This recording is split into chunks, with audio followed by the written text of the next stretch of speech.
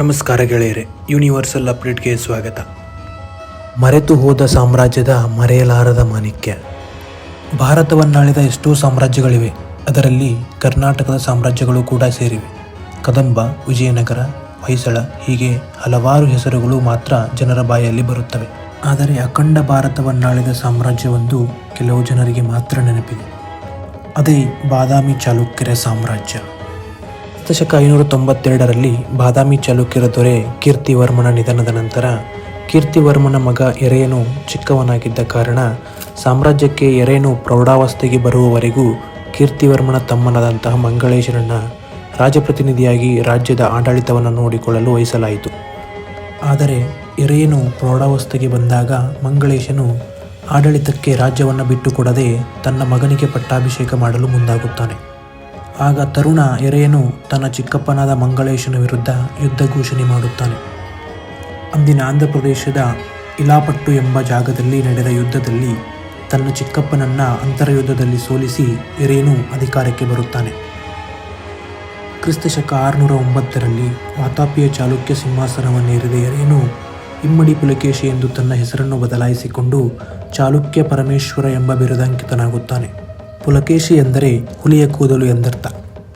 ಹೀಗೆ ತನ್ನ ಚಿಕ್ಕಪ್ಪನನ್ನು ಕೊಂದು ರಾಜ್ಯ ಸಿಂಹಾಸನವನ್ನೇರಿದ ಪುಲಕೇಶಿಗೆ ಎಲ್ಲವೂ ಸುಲಭವಾಗಿರಲಿಲ್ಲ. ಮಂಗಳೇಶನ ಬಳಿ ಇದ್ದ ಸಾಮಂತರು ಅಪ್ಪಾಯಿಕ ಮತ್ತು ಗೋವಿಂದರು ನಾವಿಬ್ಬರು ಸ್ವತಂತ್ರ ರಾಜರು ಎಂದು ಘೋಷಣೆ ಮಾಡುತ್ತಾರೆ. ಇದರಿಂದಾಗಿ ಪುಲಕೇಶಿಯು ಅಪ್ಪಾಯಿಕ ಮತ್ತು ಗೋವಿಂದನ ಮೇಲೆ ದಂಡೆತ್ತಿ ಹೋಗುತ್ತಾನೆ. ಭೀಮಾ ನದಿಯ ದಡದಲ್ಲಿ ನಡೆದ ಆ ಯುದ್ಧದಲ್ಲಿ ಗೋವಿಂದನು ಜೀವಂತ ಸೆರೆ ಸಿಕ್ಕರೆ ಅಪ್ಪಾಯಿಕ ಪಲಾಯನ ಮಾಡುತ್ತಾನೆ. ಯುದ್ಧವೇ ಪುಲಕೇಶಿ ನಡೆಸಿದಂಥ ಮೊದಲ ಯುದ್ಧ. ಈ ಯುದ್ಧ ಗೆದ್ದ ನೆನಪಿಗಾಗಿ ಜಯಸ್ತಂಭವನ್ನು ಸ್ಥಾಪನೆ ಮಾಡಿದನೆಂದು ಕ್ರಿಸ್ತಶಕ 634ರಲ್ಲಿ ರಚನೆಯಾದಂಥ ಐಹೊಳೆ ಶಿಲಾಶಾಸನದಲ್ಲಿ ತಿಳಿಸುತ್ತದೆ. ಹೀಗೆ ಕೇವಲ ಮಂಗಳೇಶನು, ಅಪ್ಪಾಯಿಕನು ಮತ್ತು ಗೋವಿಂದನು ಚಾಲುಕ್ಯರ ಶತ್ರುಗಳಾಗಿರಲಿಲ್ಲ. ಚಾಲುಕ್ಯ ಸಾಮ್ರಾಜ್ಯದ ಸುತ್ತ ಶತ್ರುಗಳ ಹೊಂಚು ಹಾಕಿ ಬೇಟೆಯಾಡಲು ಹವಣಿಸುತ್ತಿದ್ದರು.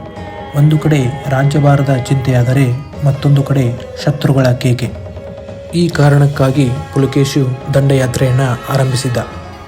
ಈ ದಂಡಯಾತ್ರೆಯಲ್ಲಿ ಪುಲಕೇಶಿಯು ಬನವಾಸಿಯ ಕದಂಬರು, ತಲಕಾಡಿನ ಗಂಗರು, ದಕ್ಷಿಣ ಕನ್ನಡದ ಅಲಪಲು, ಕೊಂಕಣದ ಮೌರ್ಯರು, ಪುರಿಯ ಕೋಟೆ, ಮಾಳ್ವದ ಗುರ್ಜರರು, ಲತಾಸರು ಪುಲಕೇಶಿಯ ವಶವಾಗುವುದರೊಂದಿಗೆ ಚಾಲುಕ್ಯ ಸಾಮ್ರಾಜ್ಯದ ವಿಸ್ತರಣೆಯಾಗುವ ಹೊತ್ತಿಗೆ ಗಂಗರ ಅರಸ ದುರ್ವಿನಿತ ತನ್ನ ಮಗಳನ್ನು ಪುಲಕೇಶಿಗೆ ದಾರೆ ಎರೆದು ಕೊಡುತ್ತಾನೆ.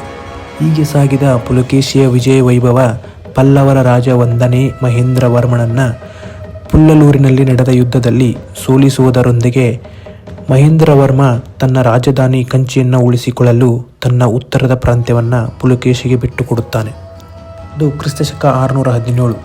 ದಕ್ಷಿಣದಲ್ಲಿ ಚಾಲುಕ್ಯರ ದೊರೆ ಇಮ್ಮಡಿ ಪುಲಕೇಶಿಯ ಆಡಳಿತ ಸುಭಿಕ್ಷಿತವಾಗಿದ್ದ ಸಂದರ್ಭ. ಕನ್ನಡದ ರಣವಿಕ್ರಮನಿಗೆ ಉತ್ತರದ ನರ್ಮದೆಯ ತೀರ ಅದ್ಯಾಕೂ ಇಷ್ಟವಾಗಿ ಬಿಡುತ್ತದೆ. ಇದೇ ಒಂದು ಆಸೆಯಿಂದ ಪುಲಕೇಶಿಯು ಗುಜರಾತಿನ ಗುರ್ಜರರು ಮತ್ತು ಮಾಳ್ವರರ ಮೇಲೆ ಸಮರ ಸಾರಿ ಅವರ ಜಾಗಗಳನ್ನು ಗೆದ್ದು ವಶಪಡಿಸಿಕೊಂಡಾಗ ಪುಲಕೇಶಿಯ ಸಾಮ್ರಾಜ್ಯ ನರ್ಮದಾ ತೀರದಿಂದ ಆರಂಭವಾಗಿ ಕಾವೇರಿಯವರೆಗೂ ಹರಡಿರುತ್ತದೆ. ಇನ್ನೂ ಮುಂದುವರೆದು ವೆಂಗಿಯ ವಲಯದ ಕುನಲೆ ಎಂಬ ಪ್ರದೇಶವನ್ನು ಆಕ್ರಮಿಸಿ ವೆಂಗಿಗೆ ತನ್ನ ತಮ್ಮನಾದ ಕುಬ್ಜ ವಿಷ್ಣುವರ್ಧನನನ್ನು ರಾಯಭಾರಿಯಾಗಿ ನೇಮಿಸುತ್ತಾನೆ.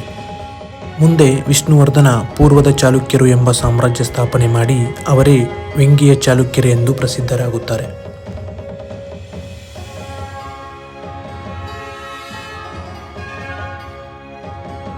ಇನ್ನು ಹೆಚ್ಚಿನ ವಿಡಿಯೋಗಳಿಗಾಗಿ ನಮ್ಮ ಚಾನಲನ್ನು ಸಬ್ಸ್ಕ್ರೈಬ್ ಮಾಡಿ, ಶೇರ್ ಮಾಡಿ, ಲೈಕ್ ಮಾಡಿ ಮತ್ತು ಬೆಲ್ ಐಕಾನನ್ನು ಒತ್ತಿ. ನಮಸ್ಕಾರ.